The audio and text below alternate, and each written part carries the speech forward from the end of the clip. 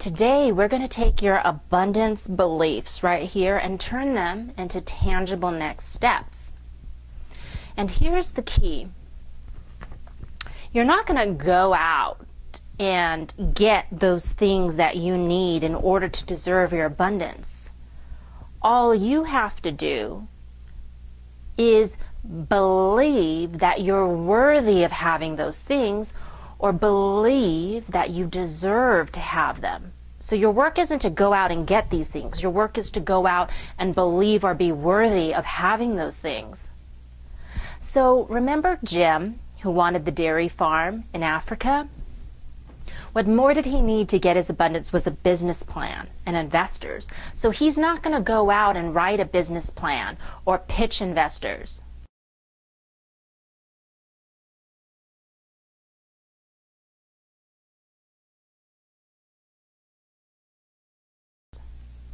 He just has to believe that his idea is so profound or so good that students from UCLA decide to do a dissertation on his community garden, write a business plan for him, or that investors see his idea and think it's so great they partner with him and get a professional to write it for him.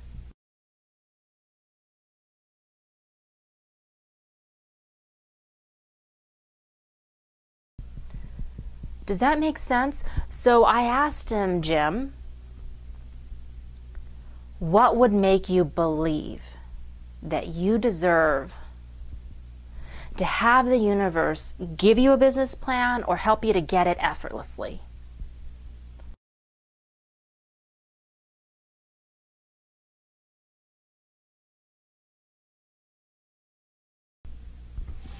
And so he was thinking, you know, a dairy farm in Africa, it's thousands of miles away on a different continent. It's sort of a fantasy idea. But something that's real is a prototype. What if I build a small model of my dairy farm right here in South Central LA on my community garden plot? Then people can see that it really works. They can envision it. It's not a fantasy anymore, it's a reality. And if I built a small prototype, I believe that I deserve to have a business plan that goes with that prototype. So Jim's next steps was to build a prototype of his working dairy farm in the middle of South Central LA.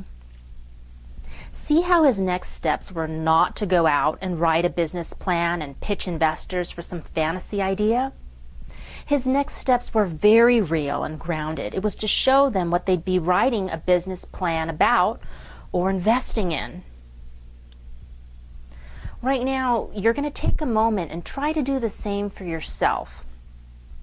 How would you go out and become worthy of your abundance beliefs?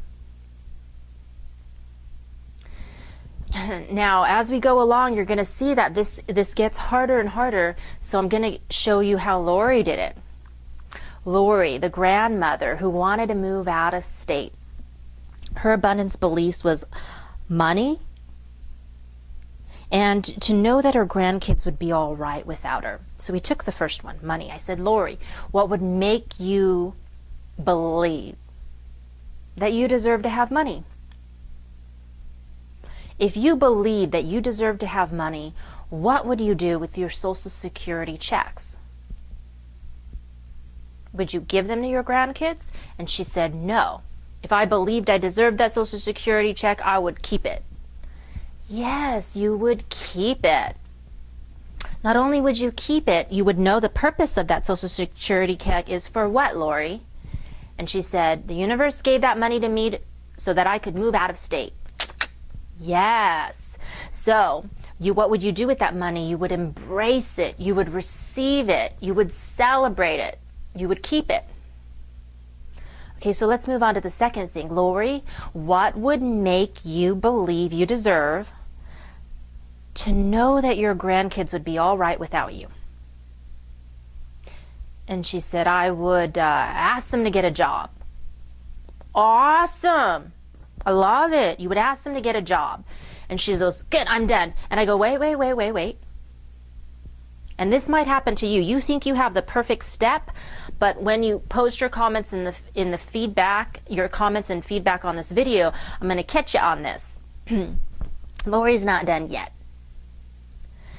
Laurie's not done because I don't believe that asking her grandkids to get a job is really going to make her believe she deserves to know that they're all right without her. I, like you, have loved ones. And for me to feel really secure that they're going to be all right without me isn't just because they've got a job. I need them to be celebrating it too. And I said, Laurie, what would really make me believe that your grandkids would be all right without you is not only if they got a job, but if they gave you a portion of their income to grandma's moving out of state fund. And then they even started saving money to visit you after you moved. Okay. Laurie thought that was going a little bit too far. And Laurie says, I can't expect them to do that. That's too much. And I said, Laurie, that it isn't about you. Not only are you going to ask them to do it. She goes, I'm going to ask them. I'm going to force them to do it. And I'm going to ask them. And I said, yeah, if you really believed you deserved to know that your grandkids would be all right without you, you would not only ask them, you would expect them to do it, and you would believe that they could. Now, she was kind of like, no, that's a little too far. Now, do you really believe that you deserve to know that your grandkids are all right if you fall short of believing that? And I said, not only are you going to expect it, Laurie, because you're going to ask them and you're going to believe that they can do it. She couldn't wrap her head around this.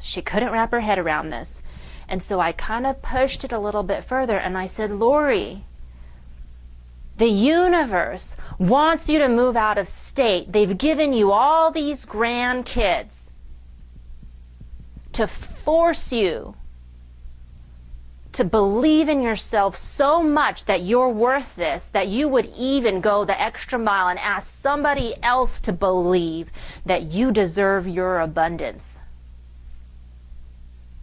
It doesn't matter if your grandkids don't get a job, if they don't do it. The point is that you asked. You changed your paradigm from giving money away to asking for it. For asking for what you deserve, for giving away your abundance to asking for what you deserve. It doesn't matter if your grandkids do it. It matters that you asked. The universe wants to see you believing that you're worth it. Does that make sense to you? So what does she write on her vision map? She writes, I am going to ask my grandkids to get a job and contribute to my out-of-state fund, and I'm going to believe that they can do it, and I'm going to expect them to. They don't do it, they don't do it. But I asked, I believed, and I expected. Well, then we come to Hannah. And I asked Hannah, what would make you believe that you deserve to be in a community of like-minded spiritual people? And Hannah said, I already believe that I deserve it. So I asked her, then why are you living in a Republican county that constantly sends you the message that you don't belong here, you're not one of us, and you're weird? And it's just like my mom. My mom wants to be skinny, but then she goes to Yenji dance where all these Chinese women are like stick thin. So now she goes to Zumba, where you have these voluptuous Latino women that are very proud in their short shorts, and my mom is the smallest person in the crowd. So you want to put yourself in an environment where you see yourself and others see you as the picture of your abundance. So in one neighborhood, Hannah's a villain. In another neighborhood, Hannah's a hero. And she hasn't changed, her environment has. So, if you really believed that you deserve to be in a community of like-minded spiritual people. And then that's when Hannah popped up and she said, I've got to move to Oregon, or at least closer to nature. I need to be somewhere where I'm in the majority, not the minority. And that's absolutely perfect, because you start seeing yourself the way that other people see you. Okay, remember Anne, who wanted to get pregnant? She needs to believe that she deserves spontaneous, passionate romance.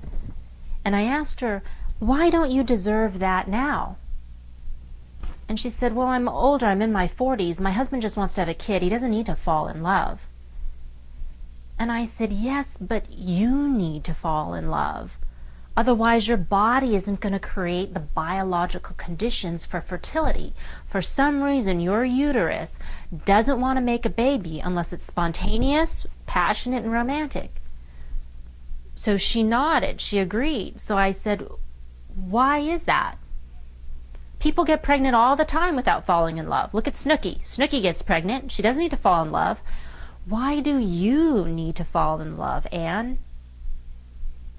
And so she said, well, you know, I'm not 25. I'm not a wreck. I'm not reckless. I'm not going to make a wrecked up baby whose parents feel like whose baby who feels like her parents didn't even love her because they just had a baby to justify the marriage. And the whole group just kind of hushed down, because it kind of seemed like that's what Anne was doing with the baby.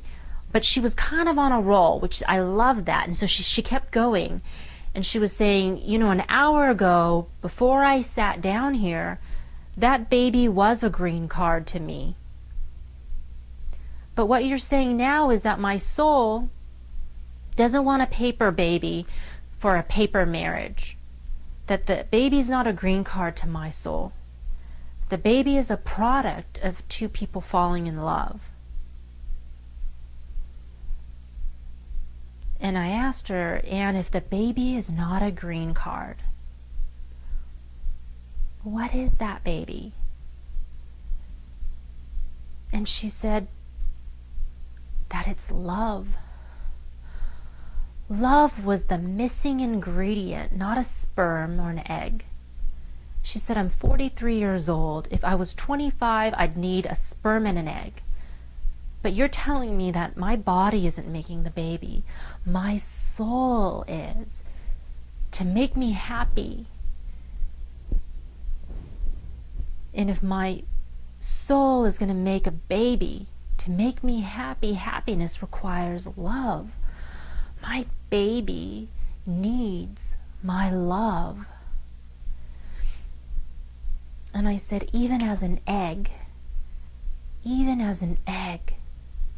she needs love.